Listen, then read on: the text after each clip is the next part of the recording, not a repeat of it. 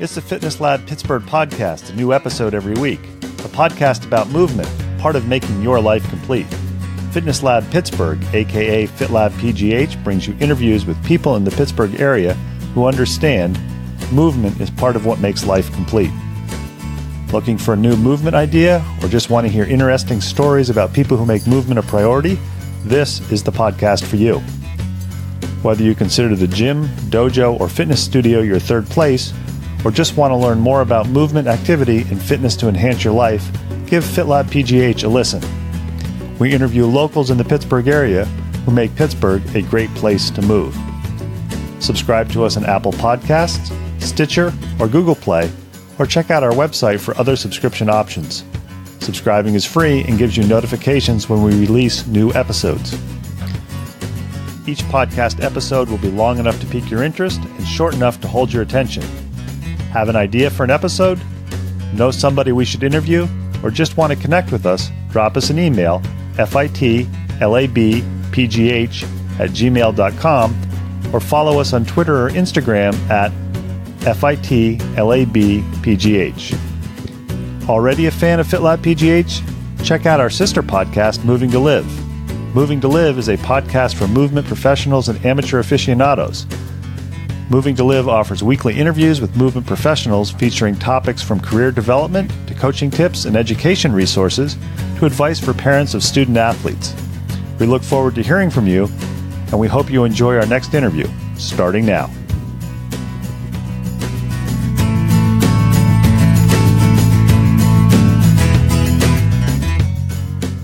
FitLabPGH and our sister podcast, Moving to Live, firmly believe that movement should be treated as a lifestyle, not just an activity. If you like what you hear on FitLabPGH, leave us a review on Apple Podcasts or whatever the podcast app that you listen to is. Connect with us on any of our social media platforms or drop us a comment on our website. In addition to our podcast, FitLabPGH releases movement tips and lifestyle hacks 3 times a week on Instagram and YouTube, and every Thursday we release a FitLab Pittsburgh features. Go to the FitLabPGH website, click on the FitLabPGH features, and you can fill out an application to be featured. I think you'll enjoy today's guest. We talk about movement, we talk about wellness, we talk about his hobbies as a cyclist and as a Muay Thai fighter, and I want to give a big thank you to Rick Holzworth for recommending this guest. It was a great interview. FitLabPGH back with another podcast interview. I know from chatting with today's guest, it will be a good interview because we were in a coffee shop.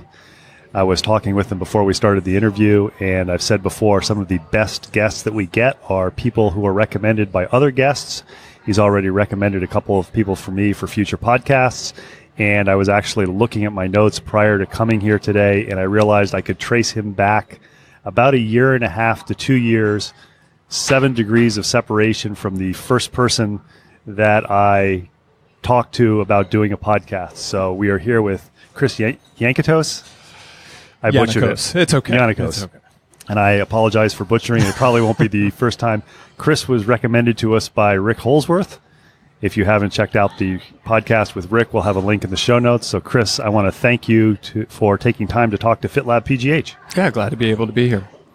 And I know one of the things that FitLabPGH does is we want to work on making people understand that you need to treat movement as a lifestyle, not just an activity. And for people who don't know you, which is probably most of our listeners, you meet somebody, they say, "What do you do for a living?" What do you do? So I own a company that provides occupational medicine management services. We're called WorkWell. We started out as a series of urgent care facilities, moved on to being a national management company, and now we've actually moved into software that predicts the course of treatment for work-related injuries. So I'm curious, before we find out about you and your movement history, given your experience in your career, what would happen if more people moved on a regular basis? What would that do to your business? Well, yeah, probably wouldn't be good for our business, but one of the key components of our business is seeing people get well. So the goal is that people get well from a work-related injury and get back to regular life.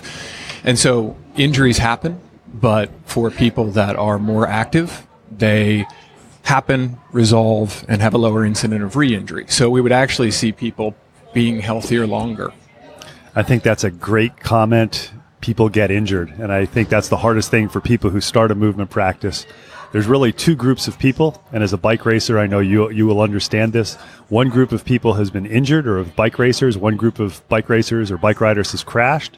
The other group hasn't been injured yet, or in the case of bicycle racing, they haven't crashed yet. And people just think that what they see on TV or they see somebody run a marathon, they don't recognize that just like you get sick or a cold, you get various types of injuries. And I think that's a really important point that you made, even though maybe it was unintentional for this podcast. Well, I probably shouldn't tell you I'm nursing a shoulder injury right now, and I've been on light activity for 6 months from a concussion from fighting Muay Thai. So, yeah, people get injured. Unfortunately, I apparently am one of them. So I'm always curious when we talk to FitLabPGH people that we interview is, are you a lifetime mover? When you were a kid, did mom and dad say, get the heck out of the house? Or were mom and dad active? Or did you find movement at a later time in life, maybe after going to college? I know, talking to Rick Holzworth, who recommended you, he went from running, getting injured, getting fat, and being shamed by his dad and his brother. He was fat. He was grossly obese. And it's one of my favorite stories of FitLabPGH when I said, oh, your father and your brother as physical therapists were concerned about you. And without missing a beat, he said, no, they just shamed me. So, yeah, I'm a lifelong athlete, came out of an active family. My father was a Big Ten football player. My mom has just been generally active, and she was probably more responsible for driving us into normal activity, things like hiking and going to the park and just generally being active. We took ski vacations as a family. We took cycling vacations as a family. So it's always been just something that's been part of our family culture. And so it wasn't the helicopter parent where my kid's going to be a football player too. It's just like, look, some families go to Disney. Your family went on movement-related vacations. Exactly right. We in fact, I've never been to Disneyland. I've only ever been, we would go skiing instead of going to Disneyland, which was great. I actually look back at that as part of my background and say, wow, that I'm glad we did that instead of go to Disneyland. Whether you realize it or not, your parents gave you a gift that movement for you it is a lifestyle. It's not an activity. So when you go on vacation, you continue to move. And so many people, when they go on vacation, it's like, oh, good, I don't have to go to the gym or I don't have to go for a run. No, I take my bike on a lot of vacations. I'm always looking for something to do while we're gone. In fact, my 40th birthday, I spent hiking with my wife in Utah at 11,000 feet. So it was something that was what I wanted to do that day. So yeah, it just becomes part of your life. I'm curious, how did you respond to 11,000 feet of elevation? So I've been to almost 20,000 feet on a trek. So 11,000 feet didn't seem all that bad. I will say so. The trek I did, I've done one in the Himalayas that probably only took us to about 15,000 feet. And I did one in the Andes in Chile, which is where we went to almost 20.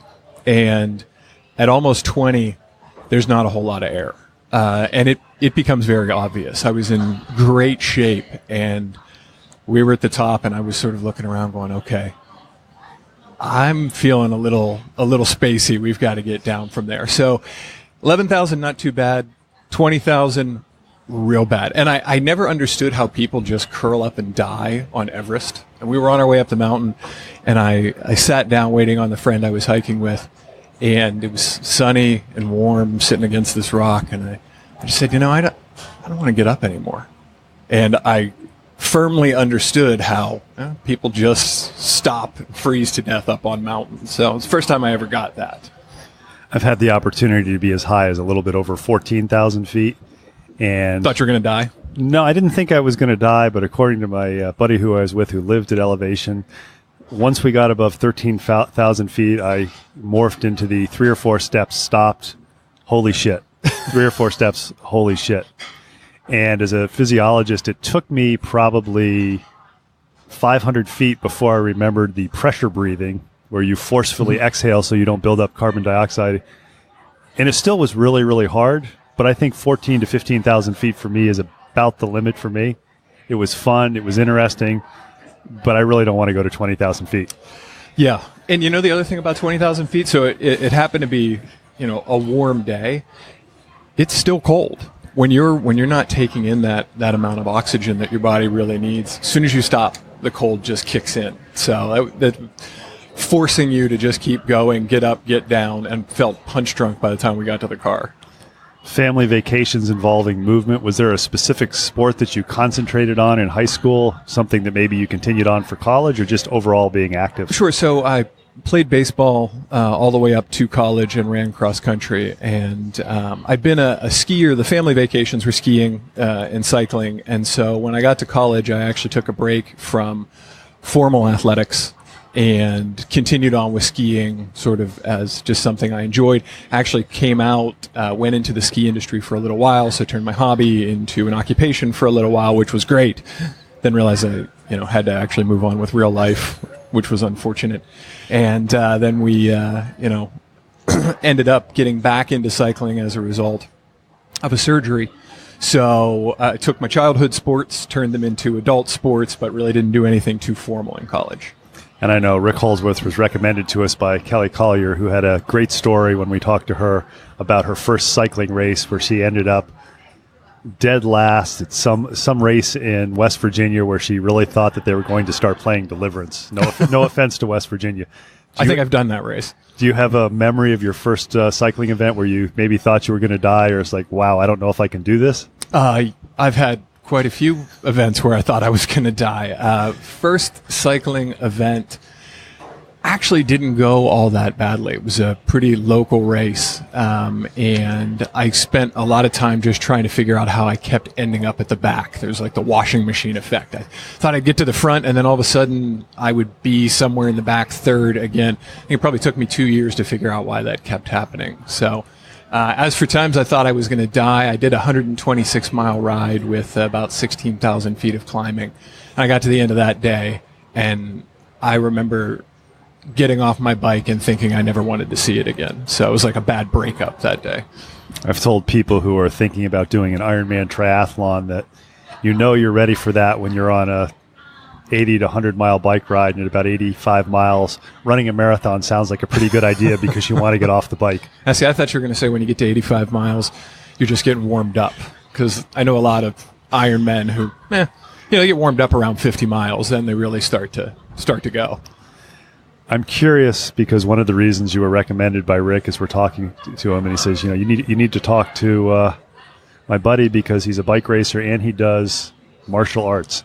Where did the Muay Thai, first of all, for people who don't know, and I'm probably butchering the pronunciation, what is Muay Thai? Yeah, so Muay Thai is, some people would know it as like Thai boxing or kickboxing. It is a pretty contact-heavy form of martial arts, which they call it the martial art of 8 weapons, right? So you've got feet, knees, elbows, hands, and you can hit people with all of those things. And it is...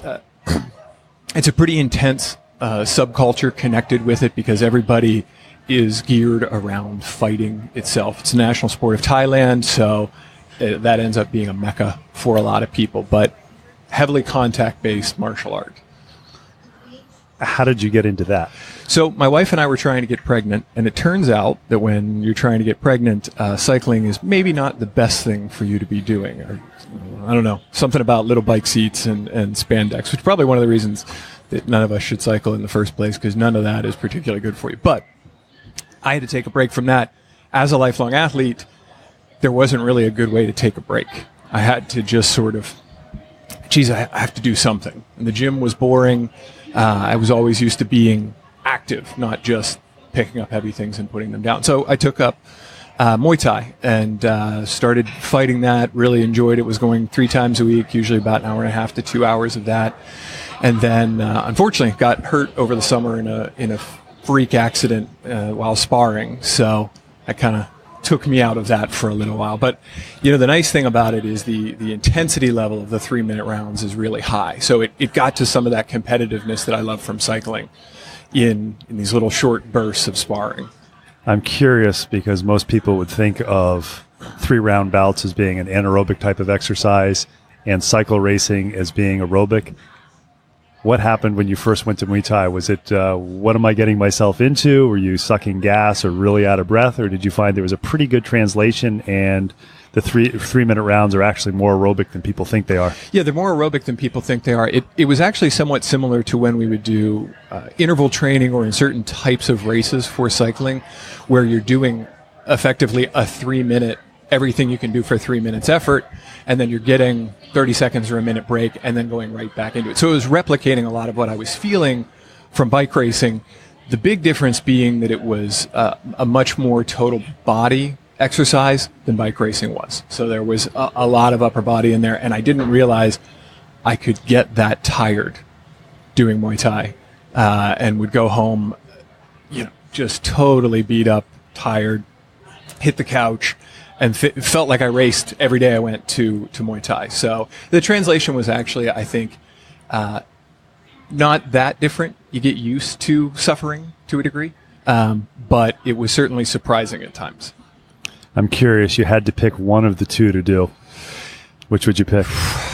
Oh, that's a really tough one. Had you asked me that before I started doing Muay Thai, I would have said, cycling, no question. That's a toss-up. It would probably be cycling, but only because the body wear and tear is lower. So cycling can be a little bit more of a lifetime activity.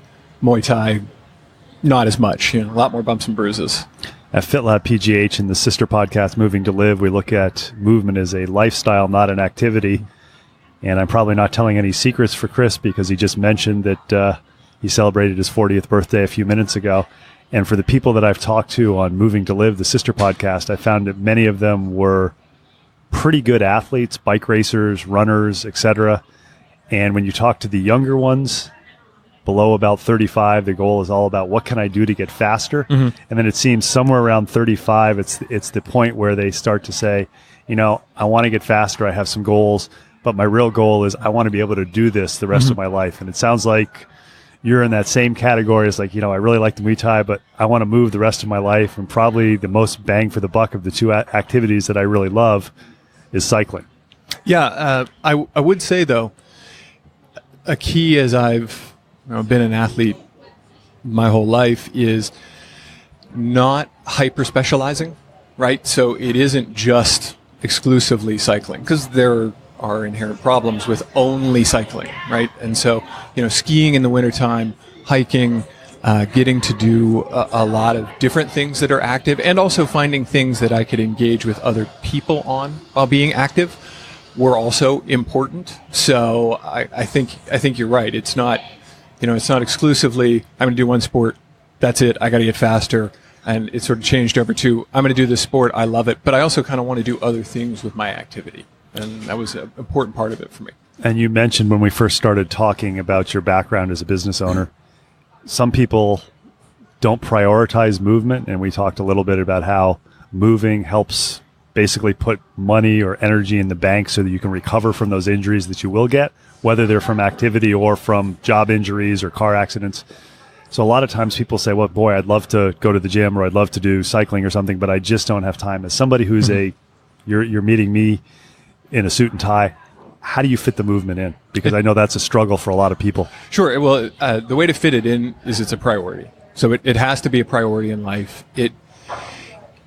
Once it becomes regular as part of your life, it's something that you just do. So once it's become a habit, once it's become something that your body is adapted to and said, I enjoy this, I like the way this movement makes me feel, then you're going to find a way to even fit in 20 minutes. I think the big misconception that people have about it is that you have to jump into, training 8 to 12 hours a week and doing high intensity intervals and, periodized training and this whole really elaborate setup, which really isn't the case.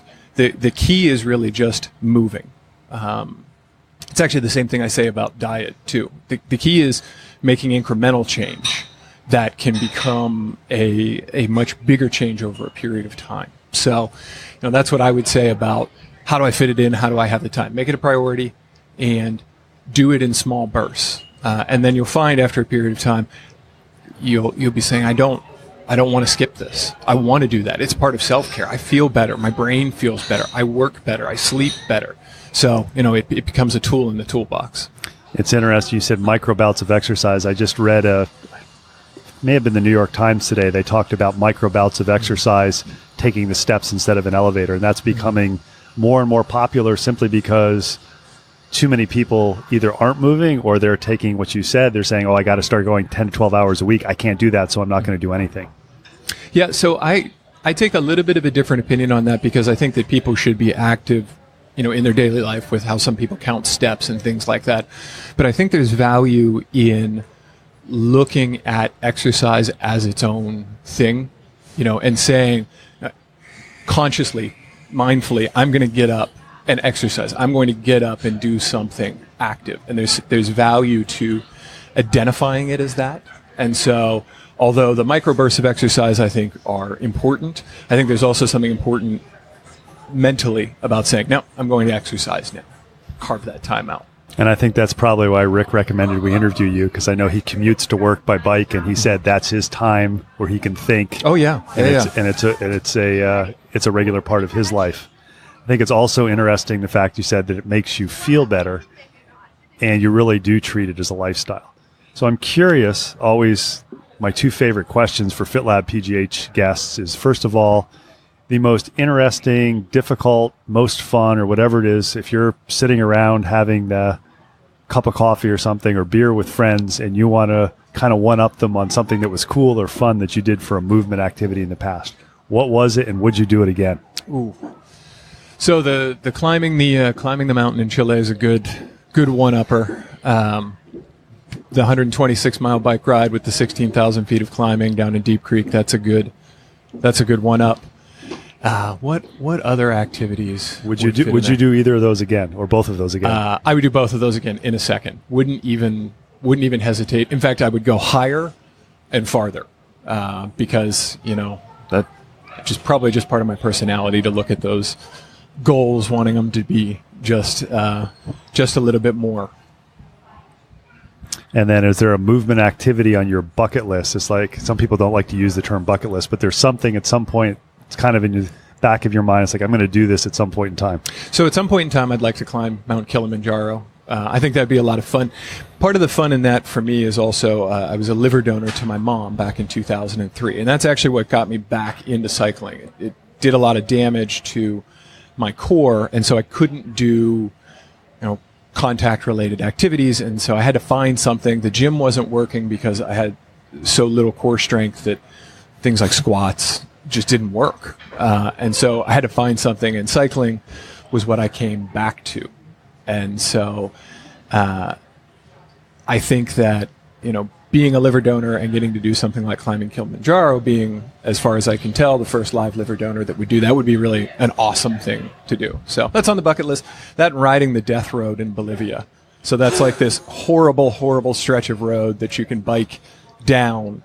I don't know how many miles it is, but it's they call it the death road because it's a horrifying ride. There are some YouTube videos of trucks on that that road, like people backing up with 3 tires off the side of the road. Yeah. So I don't know why that got stuck in my brain, but that'd be one of them. You mentioned with your business a few minutes ago the fact that the more fit people are, the more people move, the faster they recover from injuries. I'm curious if you noticed when you had when you were a liver donor, if your activity level helped you recover faster. Did the doctors comment on that at all? They certainly did. And I went in, actually, one of the things that happened is during the month leading up to it, there's really not a lot you can do. You're effectively saying, like, a month from now, my whole life is going to change. So what I was doing was spending time getting really fit. And one of the big things that the surgeons commented on was that I was thin. So it made the surgery easier to do. And I think going into it with some excess muscle mass, with some cardiovascular capacity, just allowed my body to live with the damage a little bit better. Plus, one thing that people also may not realize about movement or about activity is it does help you know your body. So when something's recovering and when something isn't.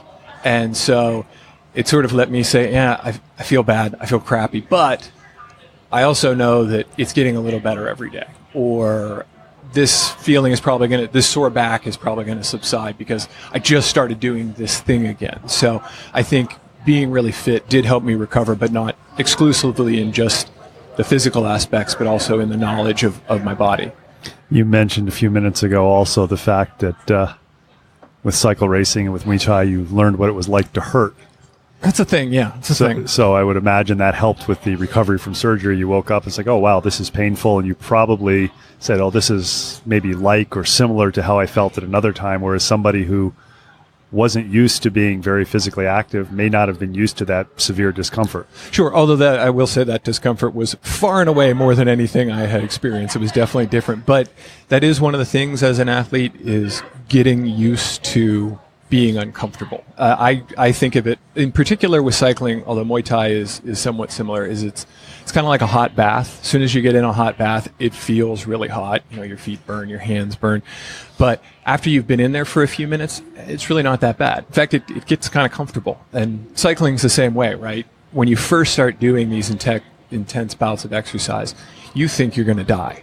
And then at some point you start to respond and you start to realize that 190 beats a minute feels like I'm going to die, but I've got 8 more beats to a max in my heart. So at least I know I'm not going to die. It just feels really uncomfortable. You said you're sidelined now because of a shoulder injury and recovering from a concussion, but it's very clear that movement is part of your lifestyle. What do you do with those injury restrictions now? So the shoulder should resolve pretty shortly. The shoulder is actually related to, and I'm not sure how much you or the listeners deal with people with concussions, but my point of advice on that is don't get a concussion. This is number 4 for me. I do not recommend it. It really screwed up my balance this go around, so that's what's kept me off the bike, and in part for fear of getting another concussion. So I've been in the gym a lot, and haven't really had to modify gym exercise as a result of the concussion, but working around the shoulder injury right now, not doing things that are going to aggravate it, giving it time to rest. A thing that I'm sure most people hear from serious athletes is rest and recover, rest and recover. And when we all finally learn that lesson, it seems to be pretty meaningful, for sure. Are you able to do any sort of cardiovascular walking, stationary bike? So I can do the stationary bike, which I hate. To be frankly honest, anyone who tells you they like it is lying. It's horrendous, but it is just, it's part of what you have to do if you want to be fit for your goals for that year. And I know your business is wellness based. If you could offer 1 or 2 tips for people out there we're doing this interview in mid-January to late January of 2019. Everybody at the beginning of the year wants to set New Year's resolutions, and this is about the time where, for those of you who are regular gym owners, you notice the gym starts to thin out. For people who have maybe fallen off that wagon, or people who are now saying, I really want to do something even though I didn't set a resolution, what are 1 or 2 tips for you as a lifetime mover and somebody who is currently impaired by some injuries could offer to somebody who's starting from ground zero and wants to move more? Yeah, my wife calls them the resolutionaries, right? People who come in for that first 3 weeks and, try and get into a routine and then it fades out. I would say that doing something that you like or can find some enjoyment in is critical. And for a lot of people, the social component to it, the accountability component to movement is also important. So, if you're going to take up riding a bike or you're going to take up even walking, finding someone to do it with can be a benefit to help you see that resolution through. I would also say that stick with it, because once it becomes a habit, it isn't as big of a challenge. So if you're teetering right now, stick with it. It gets easier, and you'll be glad you did. I think probably the best advice there is pick something you like and do it on a regular basis. We've been talking to Chris, I hope I don't butcher this, Yanakos? Nailed it. Second time's the charm. He is a lifetime mover, a Muay Thai fighter, a bike racer, and somebody who really fits the ethos of FitLab Pittsburgh, where movement is part of what makes your life complete. Chris, I want to thank you for taking time out of your day to talk to FitLab PGH. My pleasure. It's been a lot of fun.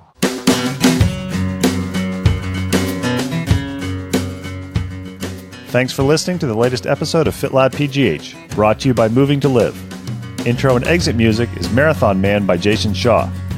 Check out the show notes for contact info for our latest guests, links to other information mentioned in the episode, and links to our sister podcast, Moving to Live. Moving to Live is a podcast about movement and exercise for professionals and amateur aficionados. Moving to Live offers topics from career development to coaching tips and education resources to advice for parents of student athletes.